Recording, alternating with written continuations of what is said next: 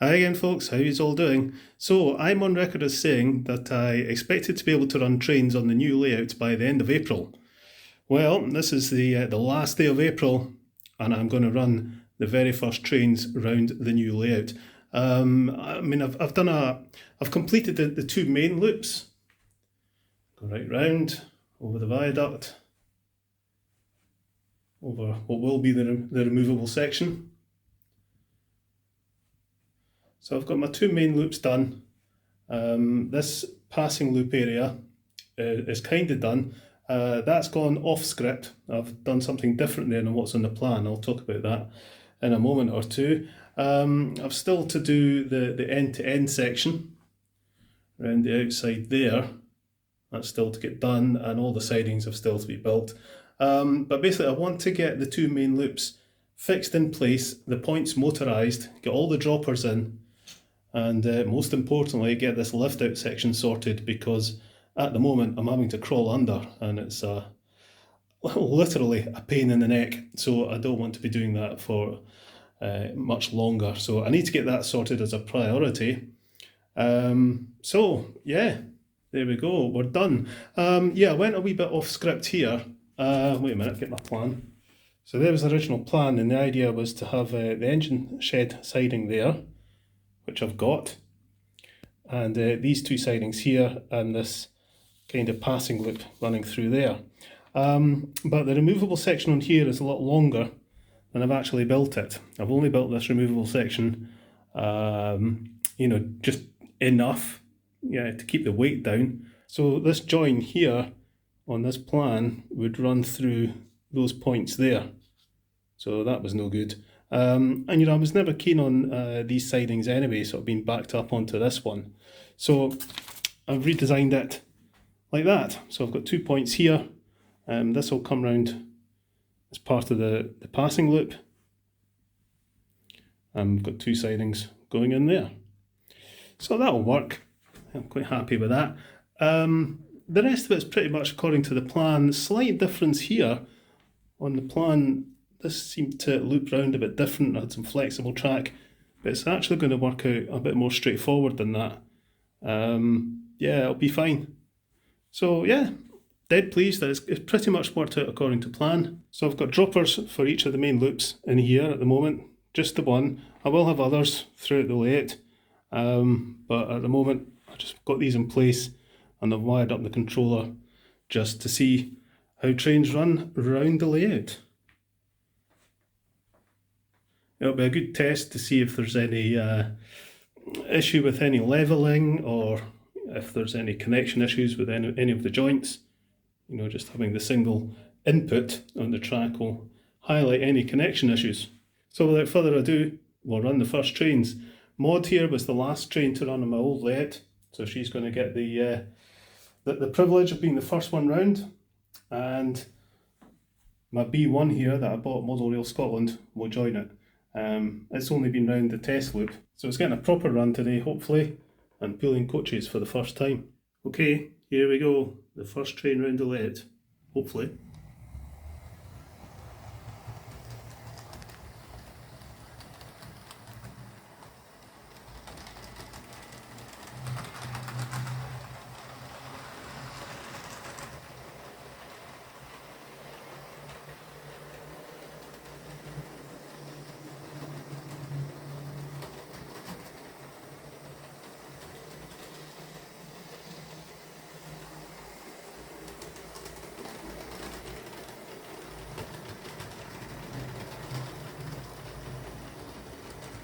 No problem whatsoever.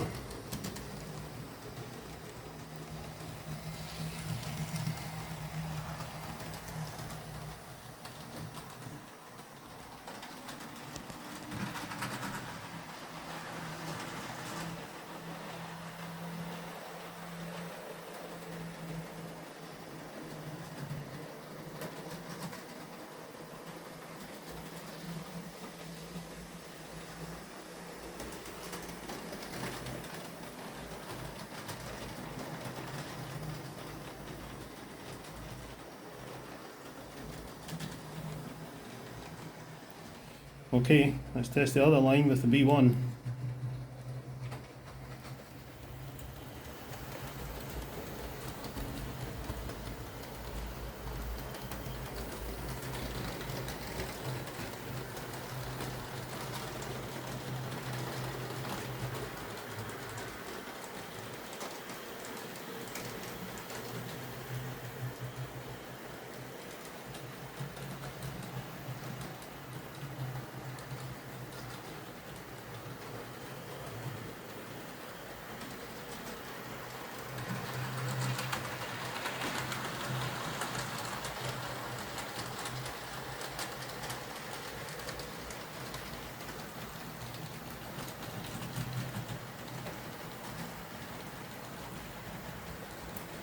Again, no problem.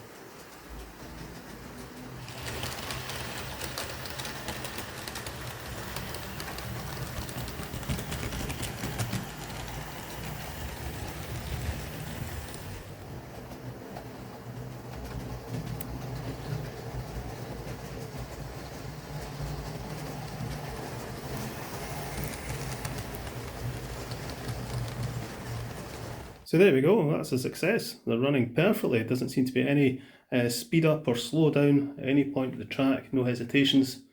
So that's all good. As I say, I want to get this fixed as soon as possible. And obviously once there's breaks in the track there and I've got to wire it all up, that'll be an interesting thing to test to see how that works. What else have I still to do? Yeah, I've got all the point motors to put in, all the other droppers, get all the wiring in. I've got to glue the track down. So yeah, an awful lot of work to do, but I'm I'm really pleased I got trains running before April was out, just. So I've had to buy quite a bit of new track to get this built. I did get a very kind donation from someone of some points and a few other bits and bobs, which was really helpful. Thank you very much. They know who they are. With these Hornby standard points, I like to file the frogs down. Now, a couple of people have actually asked me, how is that done? Well, I use this. It's actually a guitar fret file. So it's got smooth edges, which is quite useful. But it's actually not the file part they use, it's actually this is the corner. Just because this is a nice thickness, it just fits into the frog really nicely. And then basically just scrape the plastic away, just using that corner of the file.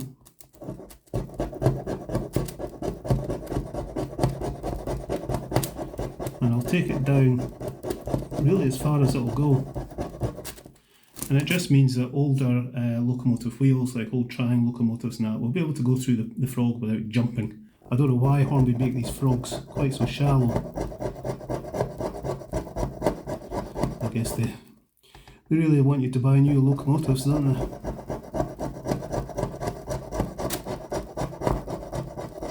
I have one diamond crossing in the layout. At the moment it's just a Hornby one, and I've filed the frogs down on that as well. But I think actually I'm going to try replacing that with a Pico one. An awful lot of people have said, oh, we should use Pico track. Well, I've got all my points, so I'm not going to, replace them just for the sake of using Pico. I mean, yeah, I fully get that Pico probably better, but these are absolutely fine once you file the frogs down. But I do like the look of the Pico Diamond Crossing, so I think I'll get one of them and replace the Hornby one, because I tend to have more problems with diamond crossings than points. And I think the Pico one, the frogs are just a bit smaller, so it should reduce the problem, I think. Let's get a brush to get all the plastic out, and that will make that point work an awful lot better. So it's going to take me some time to get all this wired up and fixed in place and all sorted out, and then the next job will be ballasting and adding scenery and all that fun and games. So I was in a bit of a rush to get these two main lines operational so I could run trains again and stop using the little test loop. So I'm really pleased to get this running. But yeah, I've got an awful lot of work to do. The Metcalfe viaduct here, as expected, is too narrow. Nice one, Metcalfe. A couple of people suggested just taking the faraway wall off and sticking it on, just building it out a bit, which is what I'm going to do, I think. I did think about taking both walls off, but I think that would make it look a bit odd. So yeah, I've taken the faraway wall off just to get the this line working at the moment, but I'll stick this wall on just further out a little bit. But now I know exactly where that how that bridge is going to be positioned. I can fill in either end and start to model in the landscape. So I will do some other update videos soon. I'll be installing point motors soon. I'll do the ones in the main line first, get the main lines fixed in place, glued in position, get the lift out section there sorted, and then I can start to work on the end to end and the sidings and everything. So I've got lots to do. The engine shed here, this is where it was originally planned to go, to have engines sitting there waiting to be repaired, backing up into the shed or coming out into either of the main lines. I did swither about moving it to there. I'm planning to have the goods depot there, but I thought, well, maybe I could have the engine shed there. But that would mean, it's coming out in an anti-clockwise direction, which would be okay. It would run on the inside line. I wasn't too fussed about that. So that's still a possibility. I think I prefer the idea of having the goods shed there, but I could have the engine shed there. I did think about having the engine shed in here, but it's coming straight out onto a curve and then onto points. I really wanted a straight section of track outside the engine shed, so yeah, that's not really an option. So I think I'll probably stay here. The platforms will go there and there. And I think I'll have the station building here. That's been another advantage of redesigning this bit, not having this siding coming out here. I've got more space to put a station building in there. So there you are, that's you up to date with where I am. I'm super excited to have trains running here and really pleased that so far anyway, it's all working absolutely perfectly. And that's really without cleaning up some of the track and some of the old points. And a single power input. So yeah, dead pleased. All right, folks, catch you later. It's great to be able to play trains again.